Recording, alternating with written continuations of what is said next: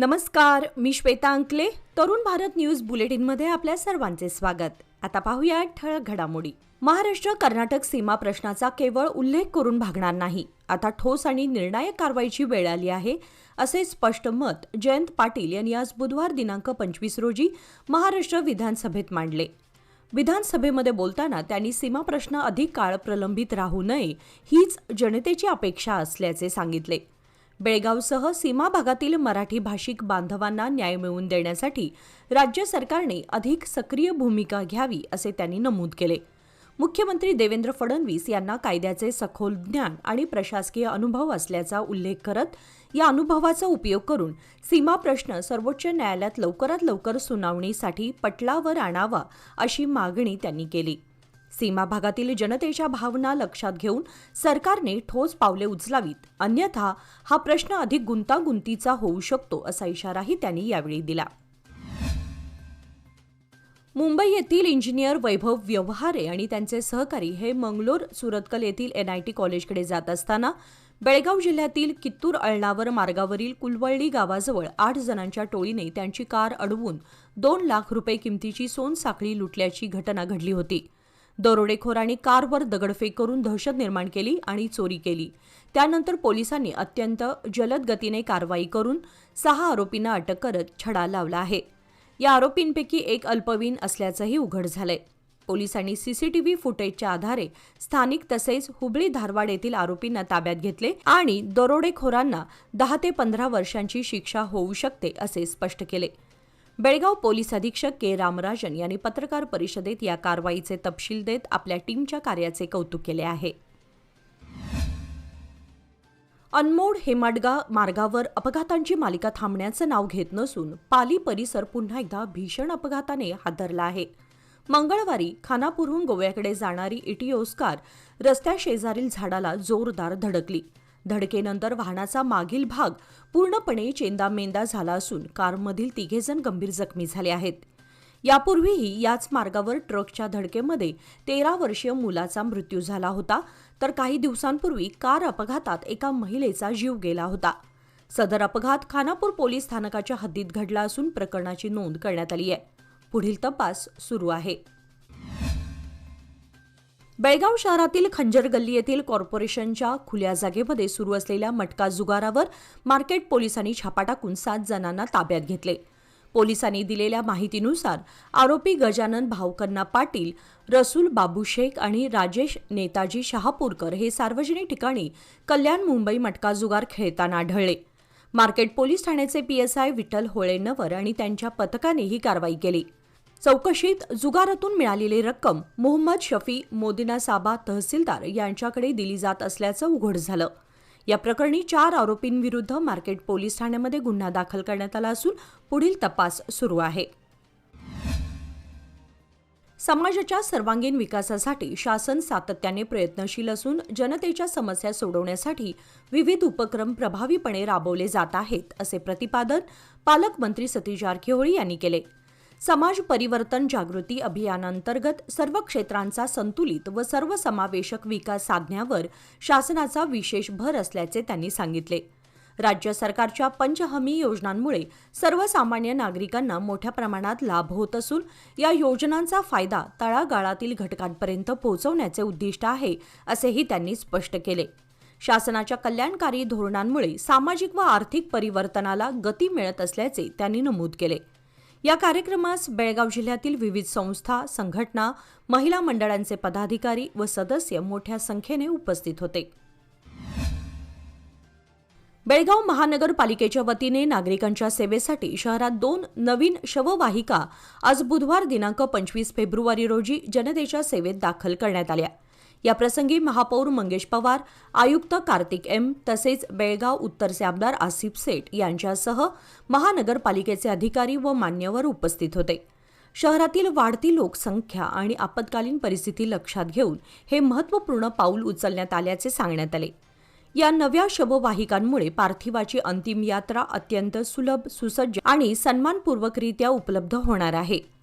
नागरिकांना वेळेमध्ये व प्रभावी सेवा देण्याच्या दृष्टीने पुढील काळातही मूलभूत नागरी सुविधांमध्ये सुधारणा करण्याचा मानस महानगरपालिकेने व्यक्त केला आहे.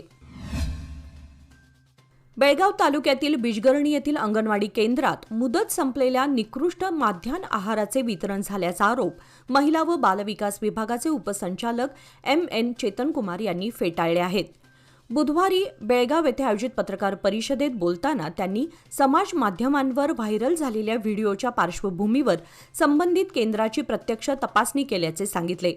तपासणीमध्ये मुदत संपलेल्या आहाराचे वितरण झाल्याचे आढळून आले नसल्याचे स्पष्ट करत ग्रामस्थांनी केलेले 3 ते 6 महिने जुने साहित्य वापरल्याचे आरोपही निराधार असल्याचे त्यांनी नमूद केले. व्हायरल झालेला व्हिडिओ जुना असून सध्या अंगणवाड्यांमध्ये स्वच्छता राखून नियमितपणे माध्यान्ह आहाराचे वितरण सुरू असल्याचे त्यांनी सांगितले.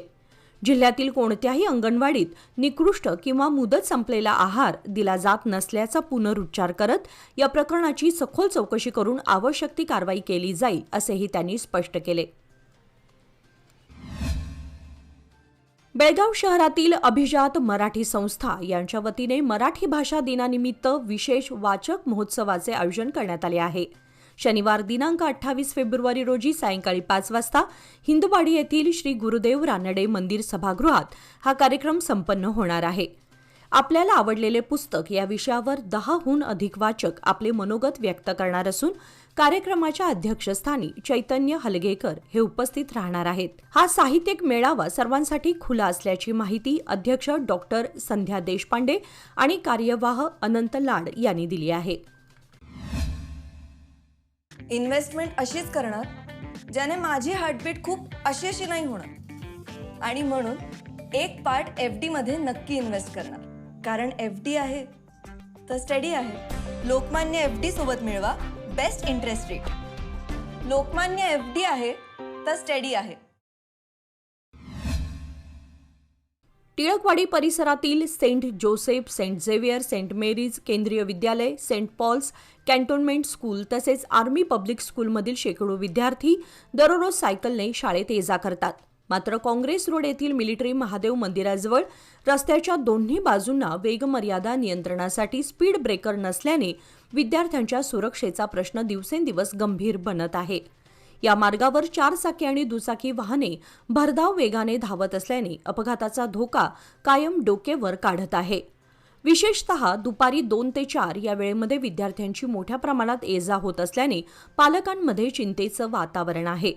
एखादी दुर्घटना घडण्यापूर्वीच प्रशासनाने जागे होऊन संबंधित ठिकाणी तातडीने स्पीड ब्रेकर उभारावेत आणि वाहतूक पोलिसांची नियुक्ती करावी अशी पालक व स्थानिक नागरिकांची ठाम मागणी आहे. टिळकवाडी येथील मिलेनियम गार्डन येथे 27 व 28 फेब्रुवारी आणि 1 मार्च रोजी आयोजित होणाऱ्या नमस्ते बेळगाव या प्रदर्शनात विविध स्टॉल्स उभारण्यात येणार आहेत. या प्रदर्शनामध्ये बेळगाव शहरातील नामांकित DK ज्वेलर्स यांचा स्टॉल क्रमांक B31 विशेष आकर्षण ठरणार आहे. या स्टॉलमध्ये आकर्षक व नक्षीदार सोन्या चांदीच्या दागिन्यांसह मौल्यवान हिऱ्यांच्या दागिन्यांची खास शृंखला पाहण्यासाठी उपलब्ध असणार आहे. दागिन्यांच्या विविध आधुनिक आणि पारंपरिक डिझाईनचे प्रदर्शन या ठिकाणी मांडण्यात येणार आहे. या संधीचा लाभ घ्यावा असे आवाहन DK ज्वेलर्सतर्फे करण्यात आले आहे. दांडेली तालुक्यातील अंबिकानगर बोमनहळ्ळी मार्गावर एका जंगली हत्तीने रस्त्याच्या मध्यभागी उभं राहत बस आणि इतर वाहनांची वाहतूक काही काळ रोखल्याची घटना घडली. या प्रकाराचा व्हिडिओ सोशल मीडियावर मोठ्या प्रमाणात व्हायरल होत असून नागरिकांमध्ये आश्चर्य आणि उत्सुकता व्यक्त केली जात आहे. प्रत्यक्षदर्शींच्या माहितीनुसार हत्ती सुमारे 10 मिनिटे रस्त्यात ठाण मांडून उभा होता. त्यामुळे वाहन चालकांनी सावधगिरीने वाहने थांबवली. काही वेळानंतर हत्ती स्वतःहून जंगलाच्या दिशेने निघून गेल्याने वाहतूक पुन्हा सुरळीत झाली. वन विभागाने या जंगलालगतच्या मार्गावर प्रवास करताना नागरिकांनी सतर्क राहावे असे आवाहन केले असून सोशल मीडियावर मात्र या घटनेला हत्ती चेकपोस्ट असं नाव देत विनोदी प्रतिक्रिया उमटत आहेत. पही वाइब्स फाउंडेशनच्या प्रथम वर्षपूर्तीनिमित्त मंगळवार दिनांक 24 फेब्रुवारी रोजी बेळगावमधील गोमटेश इंग्लिश माध्यमिक प्रायमरी शाळेतील किशोरवयीन मुलांसाठी विशेष सत्राचे आयोजन करण्यात आले होते. यावेळी डॉक्टर स्फूर्ती मास्तेहोळी यांनी बालपणातून प्रौढत्वाकडे जाणाऱ्या महत्त्वपूर्ण टप्प्याबद्दल विद्यार्थ्यांना मार्गदर्शन करत त्यांना जबाबदार, आत्मविश्वासी आणि माहितीपूर्ण व्यक्ती बनण्यास प्रोत्साहित केले. या सत्राचा लाभ सुमारे 70 ज्येष्ठ विद्यार्थ्यांनी घेतला. त्यांनी विषय सहज समजून घेत सक्रियपणे सहभाग नोंदवला. डॉक्टर मस्तेहोळ यांनी किशोरवयीन जीवनातील गुंतागुंतीच्या संकल्पना विद्यार्थ्यांसाठी सुलभ आणि अर्थपूर्ण करून सांगितल्या. याप्रसंगी प्राचार्य परशुराम नाईक, समन्वयक सुजाता पाटील व शाळेच्या इतर शिक्षक वर्गासह पही वाइब्स फाउंडेशन सदस्य किरण नरगुणकर यांचे विशेष आभार मानण्यात आले आहे. चंदगड तालुक्यामध्ये 3 दिवसांपासून अवकाळी पाऊस अधूनमधून पडत आहे. चंदगड शहर तसेच जांभरे धरण परिसराला काल मंगळवारी दिनांक 24 रोजी सायंकाळी 6 वाजता अवकाळीने झोडपून काढले. या दरम्यान सुमारे अर्धा तास गारांचा पाऊस पडला. त्यानंतर चंदगड शहर परिसरातील बाजारपेठ निर्मनुष्य झाली होती. रविवारी माणगाव परिसरामध्ये अवकाळीने मोठ्या प्रमाणात हजेरी लावली होती. सोमवारी दिवसभर ढगाळ वातावरण होते. मंगळवारी सकाळी कडकडीत ऊन तर सायंकाळी पुन्हा चंदगड परिसरात अवकाळीने झोडपून काढले. चंदगड शहरासह नाव्हेली, हिंडगाव, देसाईवाडी, आडुरे, कोकरे, किरमटेवाडी, उमगाव, जांभरे धरण क्षेत्रामध्ये अवकाळीने मोठ्या प्रमाणात हजेरी लावली. शहरातील चंदगड बाजारपेठेमध्ये सायंकाळी नागरिकांची वर्दळ अचानक कमी झाली. 7 पर्यंत पावसाची रिमझिम सुरूच होती. अवकाळीमुळे वातावरणात कमालीचा गारठा पसरला होता. वेंगुर्ला ते बेळगाव राज्यमार्गावरील कल्लेहोळ फाटा येथील हॉटेल व्हिलेजसमोर काल मंगळवार दिनांक 24 फेब्रुवारी रोजी दुपारी 2 वाजण्याच्या सुमारास अचानक मधमाशांच्या टोळीने प्रवाशांवर हल्ला केला. या दरम्यान कल्लेहोळ फाटा येथे आपली दुचाकी पार्क करून बेळगावला दवाखान्यासाठी बसची वाट पाहत थांबलेले बाबाजी राघोगिरी व रवी बाबाजी गिरी यांनाही मधमाशांनी चावा घेतला. तर 15हून अधिक दुचाकी प्रवासी, हॉटेल कर्मचारी आणि जवळील टी स्टॉलमधील ग्राहकांना मधमाशांनी चावून हैराण केले. अचानक झालेल्या या हल्ल्यामुळे प्रवाशांमध्ये मोठी भंबेरी उडाली आणि अनेक जखमींनी स्थानिक डॉक्टरांकडे उपचार घेतल्याचे समजते.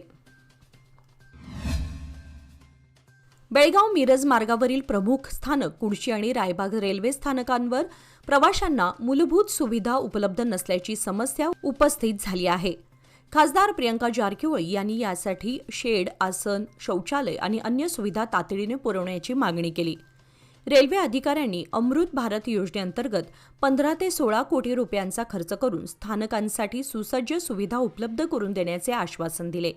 तसेच कुडची बागलकोट मार्गाचे काम लवकर सुरू करण्याची आणि कुडची स्थानकावर अजमेर, जोधपूर, एर्नाकुलम वंदे भारत तसेच अन्य जलद गाड्यांना थांबा देण्याची मागणीही करण्यात आली. रायबाग चिंचली दरम्यान शाळेतील मुलांसाठी अंडरपासची व्यवस्था करण्याचेही आश्वासन रेल्वे अधिकाऱ्यांनी दिले.